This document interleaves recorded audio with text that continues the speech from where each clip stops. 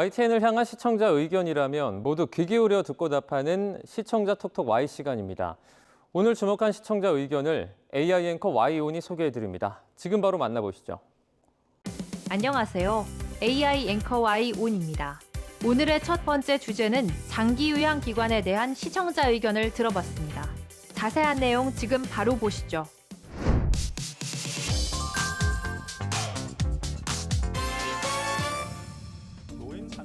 국민건강보험공단이 전국의 노인 장기요양시설을 조사한 결과 허위 청구 규모가 무려 2,300억 원 규모로 밝혀졌다는 소식을 알린 간략한 보도가 있었습니다.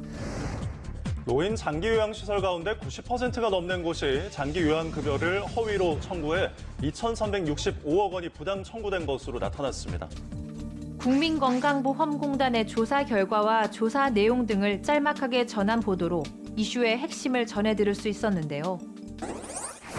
노인 장기요양시설 10곳 중 9곳이 허위로 급여를 청구해 받아갔다는 조사 결과에 대한 보도였는데 해당 시설들이 어떤 방식으로 요양급여를 받아갔는지와 이에 대한 처분이 궁금했다는 시청자 의견이 있었습니다.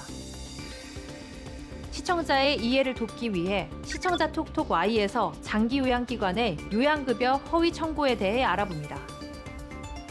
장기요양기관은 장기요양급여를 제공하는 기관으로 여기서 급여는 6개월 이상 동안 혼자서 일상생활을 수행하기 어렵다고 인정되는 노인에게 지원하는 간병직의 서비스나 그 대신 주는 현금 등을 뜻합니다. 각 지방자치단체에서는 장기요양기관의 적정급여 청구 등 투명한 운영 환경 조성을 위해 현지 조사를 실시하고 건강보험공단은 여기에 인력 등을 지원하는데요. 허위 급여를 받아간 방식으로는 공단 직원의 친인척이 운영 혹은 근무하는 장기요양기관들이 허위로 급여를 청구했습니다. 공단에 따르면 직원 친인척 중 장기요양기관을 직접 운영하거나 사무국장 등으로 근무하는 기관은 전국적으로 280여 곳인데요. 올해 7월까지 최근 5년간 이들 장기요양기관 63곳을 조사한 결과 4곳만을 빼고는 모두 급여를 허위로 청구했고 그 금액은 약 36억 원이었습니다. 이 때문에 이들 기관은 총 1,783일간 업무정지 처분을 받았습니다. 공단 측은 장기요양기관에 사촌 이내 친족이 운영 근무하는 직원 현황을 주기적으로 조사하여 해당 지역의 인사, 정보를 제안하고 있는데요. 이와 함께 장기요양기관이 기관 자율적으로 점검해 부당 청구 사실을 확인하면 신고 반납하도록 유도하는 제도를 도입하는 방안을 검토하고 있습니다. 다음으로 시청자 톡톡 Y 두 번째 주제는 양육비 미지급에 대한 시청자 의견을 들어봤습니다. 어떤 내용을 담고 있는지 이어서 확인해 보시죠.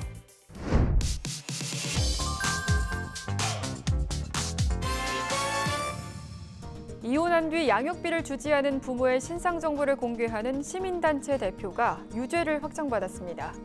양육비를 지급하지 않는 부모의 신상을 공개한 시민단체가 1심의 무죄 판결을 뒤엎고 2심에서 벌금형을 선고받았다는 소식을 전한 리포트가 있었습니다.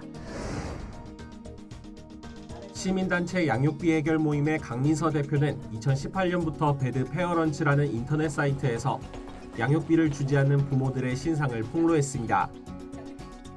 강 대표는 이듬해 기소돼 1심에선 무죄를 선고받았지만 2심 판단은 달랐습니다. 재판부는 강 대표가 미지급자들의 신상 정보를 공개해 얻는 공익보다 침해되는 A씨의 불이익이 크다며 벌금 80만 원을 선고했습니다.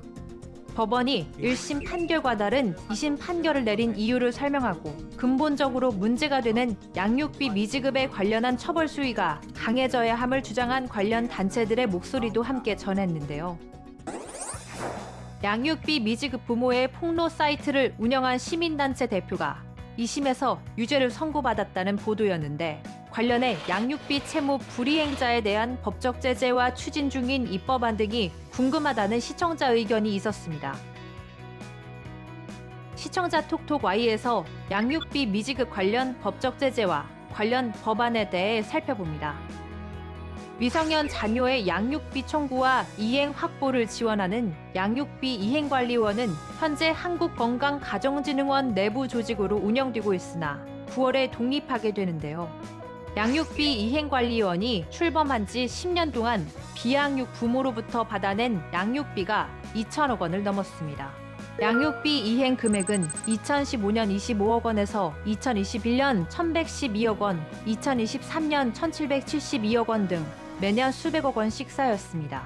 이에 따라 양육비 이행률도 2015년 21.2%에서 올해 6월 기준 44.1%로 올랐습니다. 양육비 이행관리원은 행정안전부의 행정정보 공동이용망을 통해 양육비 채무자의 소재지를 파악하고 국세청의 종합소득이나 근로소득 정보를 이용해 양육비 채무자의 은닉재산 정보를 확보하는 등 신속한 양육비 지급을 지원하고 있는데요. 9월에는 양육비 이행법 개정안이 시행되면서 감치 명령 없이 이행 명령만으로도 양육비 채무 불이행자에 대한 제재가 가능해집니다.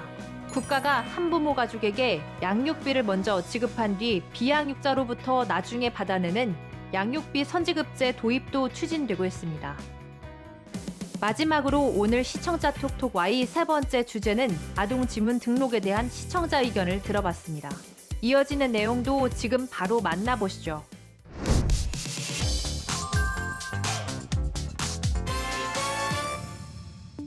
한여름에 길을 잃은 4살 여자아이가 길을 잃은 4살 아이가 길에서 만난 시민들과 경찰의 적극적인 도움으로 무사히 가족의 품으로 돌아갈 수 있었다는 소식을 알린 보도가 있었습니다. 분홍 원피스를 입은 꼬마아이가 다급한 발걸음으로 도움을 요청합니다. 놀러가는 오빠들을 따라 나섰다 길을 잃었다며 안쓰럽게 눈물을 훔칩니다.